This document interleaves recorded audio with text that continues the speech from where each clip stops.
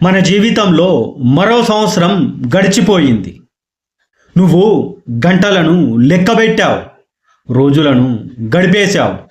కొత్త క్యాలెండర్ గోడకి తగిలించగానే జనవరిలో ఒక లక్ష్యాన్ని నిర్దేశించుకొని నేను ఇది సాధిస్తానని నీకు నువ్వుగా ప్రతిజ్ఞ చేశావు. ఫిబ్రవరిలో ఆ విషయాన్నే మర్చిపోయావు. ఇప్పుడు అంటున్నావు, మనం అంబానీ పిల్లలమా, మనకెందుకు అంత పెద్ద లక్ష్యాలు, అంత పెద్ద ఆశలు అని. ఇది ఏం సాధించలేక నిన్ను నీవు సమర్థించుకోవడం కాదా? ఒక్కసారి ఆలోచించు. నేను సామాన్యుడిని అని నువ్వే చెప్తున్నావు కదా. సామాన్యుడంటే ఎవరు? తిని నిద్రపోయి పడుకొని లేచి సంవత్సరాలను పెంచుకుంటూ పోయే ఒక యంత్రమా? ఆలోచించు.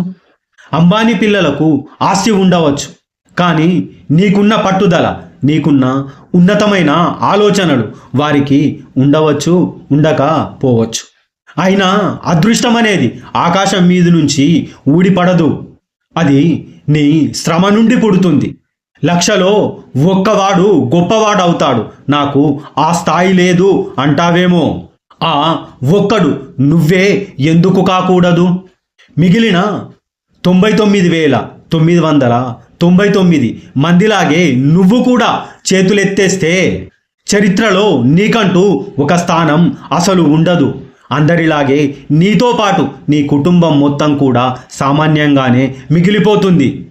అయినా నువ్వు ఇప్పటికీ కూడా అనుకుంటున్నావేమో, 3 పూటల తిండి ఉంది, కంటి నిండా నిద్ర ఉంది, అలాంటప్పుడు నేనెందుకు పరిగెత్తాలి అని. గుర్తుపెట్టుకో, జంతువు కూడా తింటుంది, నిద్రపోతుంది. మరి మనిషిగా నీ ప్రత్యేకత ఏంటి? కేవలం బ్రతుకుతున్నామా అంటే బ్రతుకుతున్నాం అన్నట్టుగా సాధారణంగా బ్రతకడం వేరు, మన జీవితాన్ని అందంగా నిర్మించుకోవడం వేరు. నీ పక్కనున్నవాడు నీ లక్ష్యం ఎంతవరకు వచ్చింది అంటే నీకు విసుగు పుడుతుంది.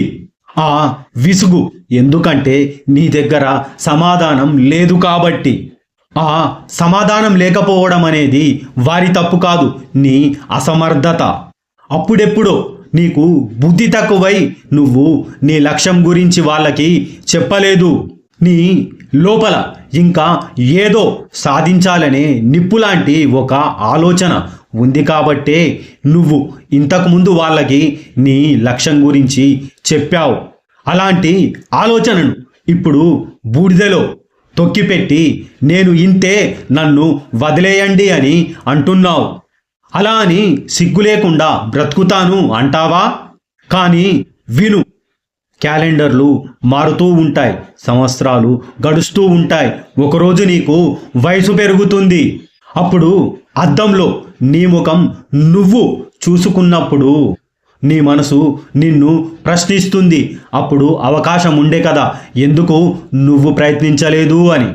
ఆ రోజు నువ్వు నీ మనసుకు సమాధానం ఇవ్వడానికి పడే కష్టం కంటే ఇప్పుడు పడే కష్టం పెద్ద కష్టం కాదు. కాబట్టి ఇప్పుడే ఆలోచించు. సామాన్యుడిగా పుట్టడం నీ తప్పు కాదు, కానీ సామాన్యుడిగా చనిపోవడం మాత్రం నీ అసమర్థతే. కాబట్టి ఇప్పటి నుండి పెద్ద పెద్ద ప్రణాళికలు వేయడం ఆపేయి. ఒక్క అడుగుతో నీ ప్రయాణాన్ని మొదలుపెట్టు.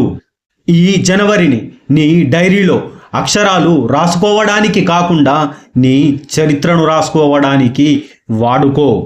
అలా జనవరిలో వేసిన ప్రణాళికలు ఫిబ్రవరిలో వీలు కాకపోతే మార్చిలో ప్రారంభించు. నువ్వు పరిగెత్తి ఏదో సాధించాల్సిన అవసరం లేదు. చిన్నగా నడువు, కానీ నిలిచిపోయి అక్కడే ఆగిపోకు. నువ్వు సామాన్యుడివి, అందుకే నీ ప్రతి చిన్న ప్రయత్నం, నీ ప్రతి చిన్న విజయం ఒక అద్భుతమే. నీ లోపలున్న ఆ గొప్ప ఆలోచనను నువ్వు నమ్ము. దాన్ని గొప్ప లక్ష్యంగా మార్చి ఈరోజు, ఈ వారం, ఈ నెలలో ఎప్పుడైనా వీలు చూసుకొని ప్రారంభించు. సంవత్సరం చివర్లో నేను ఏం సాధించలేదు అని బాధపడే కంటే ఈరోజు నేను ఒక అడుగు ముందుకేశాను అని గర్వంగా చెప్పుకునేలా ఇప్పుడే ఒక అడుగుని ముందుకేయి. కాబట్టి నిన్ను నీవు తక్కువ అంచనా వేసుకోకుండా ఇప్పుడే అడుగుని ముందుకు వెయ్యు. ఒక్క అడుగు పైకెక్కు. ఆ ఒక్క అడుగే నీ జీవితాన్ని, నీ సంవత్సరాన్ని నిర్వచించగలదు, నీకు ఉత్తేజాన్ని ఇవ్వగలదు. కాబట్టి నీ లక్ష్యాన్ని మర్చిపోకుండా సాధించడానికి ప్రయత్నించు.